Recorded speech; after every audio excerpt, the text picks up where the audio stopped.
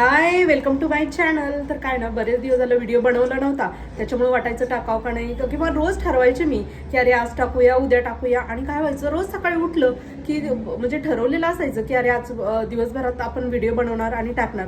परंतु ते एकदा गॅप पडला की ते टाकायला आपल्याला नको वाटायला लागतं, किंवा ते काम नको वाटायला लागतं करायला. परंतु आपण नेहमीच चांगल्या टायमिंगच्या शोधात राहतो, परंतु चांगला टायमिंग कधी येतच नाही. आणि खरंच आहे हे, म्हणजे परफेक्ट टायमिंग कोणताच नसतो. आपल्याला जी वेळ सापडेल, ज्या वेळेला सापडेल, ज्या वेळेला आपल्याला इच्छा होईल त्या टायमाला आपण आपलं जे काम आहे ते पूर्ण केलंच पाहिजे. कसं का होईना, पण थोडंसं का होईना, पण त्या दिवशीचं ते काम केलं पाहिजे पूर्ण. पण माझं काय व्हायचं, व्हिडिओ बनवायचा ठरवायचे आणि रोज संध्याकाळपर्यंत ते नाही झालं की मग संध्याकाळी रात्री झोपताना ते नेहमी वाटायचं की अरे आज आपलं दिवसभरातलं काही काम पूर्ण झालं नाही. आणि ती जी अपूर्णपणाची जी खंत होती, किंवा जी आपल्याला ते टोचणी लागायची ना झोपताना, ते सकाळी उठेपर्यंत ते मनात उठलं की ते असायचंच. परंतु ते जर दुःख नसेल घ्यायचं, तर आपल्याला आपण जे ठरवलंय ना दिवसभरात सकाळी उठलं की जे काम ठरवलंय ते आपण थोडंसं का होईना पण ते पूर्ण केलंच पाहिजे. कसं का होईना, थोडा का होईना, पण टाइम आपण काढून पूर्ण केलं पाहिजे. आणि व्हिडिओच्या बाबतीत तर तसं होतंच की गॅप पडला की ते नकोसं वाटायला लागतं. परंतु आज मी ठरवलंच की अरे काही झालं तरी आपण आज बनवूया आणि करूया. बऱ्याचदा काय होतं, आपण आपल्या जुन्या गोष्टी ते खूप अडकायला लागतो, किंवा भविष्यात ते खूप अडकायला लागतो. मध्ये मी एक गोष्ट वाचली होती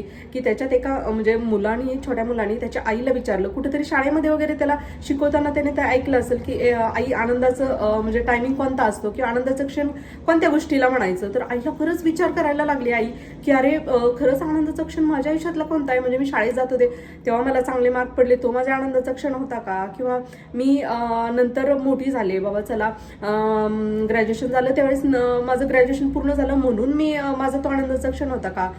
नंतर लग्न झालं म्हणून माझा तो आनंदाचा क्षण होता का? नंतर मुलगा झाला म्हणून तो आनंदाचा क्षण होता का? तर तिला ते आठवत राहायला लागलं, तिचं ते पाठीमागं माइंड फिरत राहायला लागलं की अरे खरंच आनंदाचा क्षण म्हणजे कोणता. मग तिच्या डोक्यात थोडंसं क्लिक झालं, किंवा तिला ते जाणवायला लागलं की अरे कालचा नाही, उद्याचा नाही, तर आज मी जे आहे तोच खरंच आनंदाचा क्षण आहे. कारण कालची काही आपण काल जो भूतकाळ झालाय त्याच्यामध्ये आपण काहीच बदल करू शकत नाही, ते तर घडून गेलेलंच असतं. आणि जे भविष्य असतं त्याची म्हणजे आपण काही काय होईल आणि काय नाही याचं काही आपण भविष्याने गॅरंटी नाही देऊ शकत भविष्याची. तर त्यापेक्षा जे आज आहे, वर्तमान जे आहे ते सगळ्यात जास्त महत्वाचं आहे. आणि बऱ्याचदा काय होतं, आपलं माइंड आहे ना नेहमीच रिपीट म्हणजे रवंत केल्यासारखं, जे गाई म्हशी रवंत करतात किंवा जनावर रवंत करतं त्या पद्धतीनं आपल्या मनामध्ये ना त्याची एक साखळी तयार व्हायला लागते. म्हणजे एक विचार आला की त्याला लगेच लागून दुसरा विचार, तिसरा विचार. आणि बऱ्याचदा बघा, आपण प्रश्नांची उत्तरं, कुणीतरी प्रश्न विचारते, प्रश्नांची उत्तरं सुद्धा आपण आपल्या मनाने ते द्यायला लागतो, मनातल्या मनात काहीही तोंडाने न बोलता. अशी आपल्या विचारांची एक साखळीच तयार व्हायला लागते. आणि ही खरंच इतकी परिणाम करते ना की आपण म्हणजे ते आपल्या लक्षात सुद्धा येत नाही की आपलं काय चाललंय किंवा काय टायमिंग चाललंय. आणि बऱ्याचदा आपल्याला आहे ना कामामध्ये उशीर केवळ त्या एका गोष्टीमुळे होतं बरं का. बऱ्याचदा तुम्ही म्हणजे खरंच लक्ष देऊन पहा की आपल्याला त्या जर आपण मागच्या विचारात असलो ना जास्तीत जास्त, तर तुम्ही बघा, आपण जर मागच्या विचारात जर गुंतलेला असलो ना तर ती एक वेगळीच साखळी तयार व्हायला लागते आणि ती साखळी तुटत नाही. पण ज्या क्षणी आपल्याला वाटेल ना की अरे आपण थोडंसं मागच्या विचारात जास्त गुंतत चाललो, किंवा त्या गोष्टीने आपल्याला थोडंसं त्रास व्हायला लागलाय, तर त्याच वेळेला आहे ना आपण काय करायला पाहिजे, सध्या जे चाललंय, सध्या जे काम आहे त्याचा थोडासा पटकन विचार जर करायला लागला तर ती थोडीशी साखळी तुटते. आणि त्याच्यापासून आपण थोडं लांब गेलो की मग आपल्याला थोडंसं आत्ताच्या ह्याच्यात म्हणजे प्रेझेंट टेन्समध्ये आपण यायला सुरुवात होतो. तर म्हणजे जो डिस्पेन्झानी खरंच एक ते गोष्ट सांगितलेली आहे की जर आपल्या मनाला आपल्याला चांगल्या गोष्टींची सवय लावायची असेल ना, तर म्हणजे ह्या अशा भूतकाळात रमण्याची आपल्याला बऱ्याचदा सवय असते. मला सुद्धा आहे, खरंच आहे. म्हणजे आपल्या मन आहे ना, ज्या वेळेस आपण एखाद्या समजा एका पात्राचा विचार करायला लागलेत, आपल्या भूतकाळातल्या एखाद्या पात्राचा, की नातेवाईकांचा किंवा कोणाचाही, अरे त्यानं असं म्हटलं किंवा त्याने असं केलं, आणि त्या पात्राच्या भोवती जे सगळेजण पात्र फिरतात ना, त्या सगळ्यांचा सुद्धा मनातल्या मनात विचार सुरुवात होते आणि ते सुद्धा पात्र आपल्या भोवती त्या मनात फिरायला लागतात.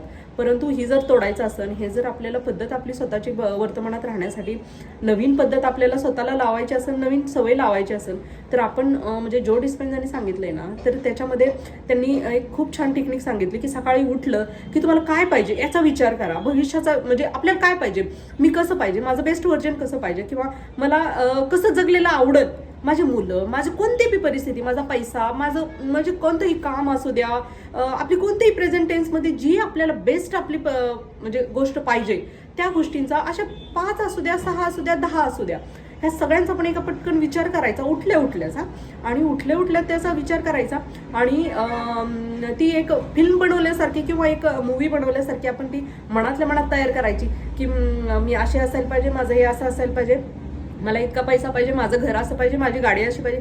आणि ही जी मूवी आहे ज्या वेळी आपल्याला वाटेल की अरे मी परत भूतकाळात जाते त्या वेळेला ती फिरवायची, रिपीट अशी दिवसातून बऱ्याचदा करायची. आणि विशेषतः ज्यावेळेस आपण असे विचार कधी यायला लागतात, ज्यावेळेस आपण स्वयंपाक करतोय किंवा गाडीत खूप वेळ बसलेलो आहे, ट्रॅफिकमध्ये अडकलेले, अशा वेळेला तर ही मूवी आपण सतत फिरवली पाहिजे. आणि ज्या वेळेला आपण आपल्या म्हणजे नवीन व्हर्जनचा आपण किंवा आपल्याला पाहिजे त्या गोष्टींचा आपण एक विचार करायला लागतो ना, ती गोष्ट आपण रिपीट आपल्या मनाला सांगायला लागतात ना, त्यावेळेस बघा नक्कीच आपल्याला एक फरक जाणवायला लागतो. आपल्याला खरंच एक पॉझिटिव्ह ॲटिट्यूड यायला लागतो किंवा आपल्या विचारात पण आहे ना एक फ्रेशनेस राहतो किंवा ताजेपणा राहतो. आपण भूतकाळात असलोत ना, मन शरीर आपलं एकदम असं जखडल्यासारखं होतं किंवा जड झाल्यासारखं होतं. आपल्याला ताजं आणि फ्रेश कधीच वाटत नाही आणि त्यातून काही मिळत पण नाही. आणि जर नवीन काही काढवायचं असेल, नवीन काही आपल्याला तयार करायचं असेल, तर आपल्याला आपल्या प्रेझेंट टेन्समध्ये किंवा आपल्याला पाहिजे ते विचार फक्त आणि फक्त मनात आणण्याची एक सवय आपल्या मनाला लावली पाहिजे. कारण म्हणजे आपण ऐकलेलं आहे किंवा ते बऱ्याचदा आपण ऐकलेले कुठेही, आणि जो डिस्पेन्झानी पण सांगितलेलं आहे की आपल्याला मिळतं तेच जे आपण असतो.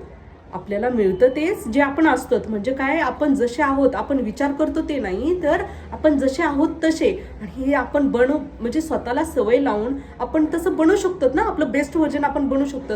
आणि मग आपल्याला जे पाहिजे ते मिळेल पण, जसं पाहिजे तसं आपल्याला बदल पण होईल आपल्या आयुष्यामध्ये. तर आपण आहे ना ती एक सवय लावली पाहिजे. तर हा एक चांगला मंत्र होता किंवा चांगली गोष्ट होती जी मला म्हणजे मी वाचली आणि मला ती शेअर करावीशी वाटली. आज दिवसभरात ते माझ्या मनामध्ये घोळत होतं, त्याच्यामुळे मला ते खूप आवडत होतं की अरे हे आपण कधी ना कधी तरी पटकन शेअर करावा. मी 2-3 दिवस आधी वाचलेली होती ही गोष्ट, म्हणजे पुस्तकात वाचलं होतं जो डिस्पेन्झाचं.